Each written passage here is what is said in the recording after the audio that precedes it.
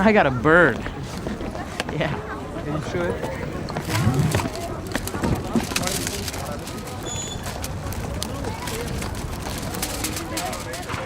Show me how to use it.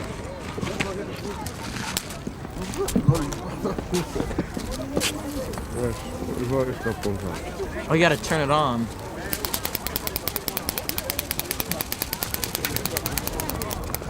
know what the naughty girls just asked me? Is he legend? Is he what? Is he legend?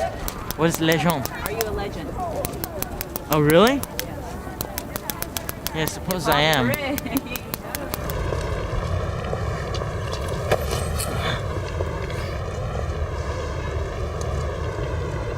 Oh, Basketball Diaries. Let's talk about that. Okay.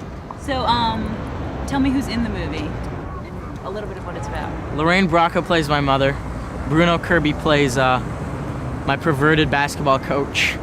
I said Lorraine Bracco. Marky Mark plays my best friend. James Mario, Patrick McGraw, Michael Imperioli. Juliette Lewis has a cameo as a prostitute, heroin addict. And I believe that's it, and me. And what it's about? Yeah. It's about a guy, Jim Carroll. If you read the book, you know it's about, but I'll explain it. It's about a young guy who is on a basketball team, who's a writer and a poet, and he starts to get involved with heroin, and starts to control him, and he gets kicked out of school, starts to live on the streets, and then he meets a young dog and falls in love with the dog, and they run away to Paris together, and that's why I'm here. This is the Paris scenes. No. Stop it. I can't use that.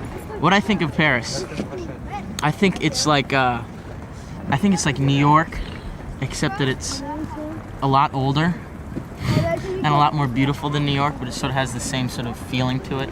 There's a lot of different cultures here and whatnot, and it's probably has the most culture of any city in the world, I think. And it's beautiful, basically, and I like the people here. I think they're cool. I'm not sure where we are exactly, but that right there is the Eiffel Tower, and it's sort of foggy. See the mist up top? And here are a bunch of golden statues, and I don't think they're real gold, but they'd get ripped off. And that's the goddess of water, and that's the goddess of cloth, and that's the goddess of her hair.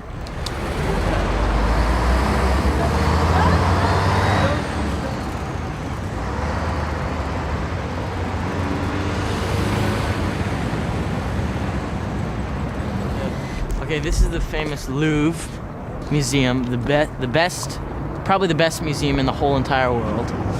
And here is home to the Mona Lisa, Venus de Milo, and millions of Egyptian artifacts and whatnot. And you know what I hear? This is confidential, but the Mona Lisa here isn't really the Mona Lisa. Supposedly some guys really stole it, and it's like a replica because they have it like this behind this little thin piece of glass, and then I could have just gone in there and taken it home, put it under my jacket. Supposedly it's in some rich guy's living room, but I'll believe it just for the sake that I have the same name as Da Vinci. Yeah. It's cheerful, isn't it? I feel like Jim Carrey. I was gonna say you remind me of Jim Carrey. And this is a gift from Egypt, brought here in 1601 by the ambassador Howling Tzuok, and he gave this to the Parisians, and it symbolizes fertility. That is a very famous French palace. It's where a lot of famous people go, and it's just a nice place to hang out. If you want a cup of coffee, a donut, a little crepe, with some fromage and tomate, framboise and all that stuff.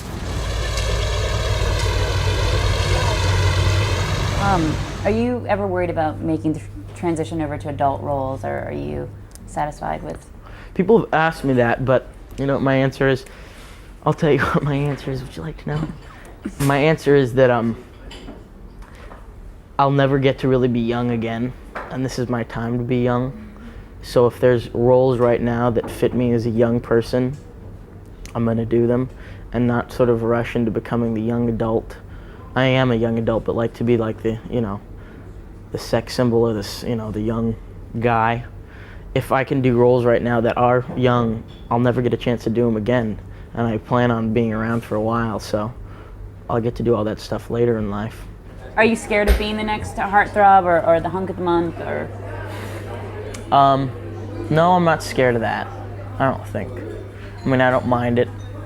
Whatever. I mean, as long as I don't really care about my public perception. You know, I've learned a lot about that, you know, from meeting people in the business and finding out it's completely different than you think it may be. I mean, sometimes it's completely true. Sometimes you read stuff about people and you're like, wow, that guy really is a jerk. They were right. But a lot of times it's just not true. I've sort of learned not to take it so seriously and not to really give into that, you know, not to be depressed about it, because I'm going to get to do what I want to get to do, and that's work, and that's all that really matters for me. Do you have any sort of older mentors that you look at, or their careers that? There's plenty of people. I like Gary Oldman a lot. I think Gary Oldman's really good.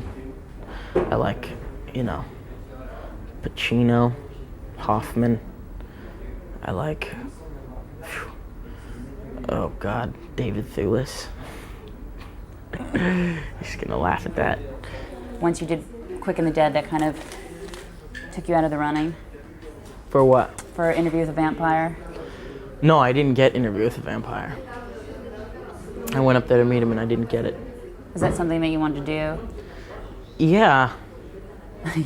Okay.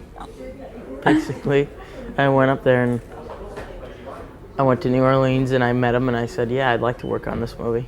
Because it was with Brad Pitt and I like Brad Pitt. I think he's a good actor. Do you have anything in the future or any chance in the future that you'd want to do that or direct a film or? I want to direct. Someday I want to direct. No, I don't. I think acting for now is taking enough of my time. And if I meet some other people and sort of want to get involved in writing or, you know, co-producing or something, that may come up. I'm sort of open to that. But right now, acting is really consuming a lot of my time with the publicity like this and with the acting itself. I mean, I'm away so much out of the year, and I could, I suppose, but it's not really a big aim of mine. I sort of want to travel and do fun stuff, I guess, you know, have vacations. Hang out in Paris a little bit longer. That's fun. Yeah. So I'm gonna tell the truth, I have to be honest. I don't live anywhere around here, but this is for the sake of MTV. Goodbye, thank you.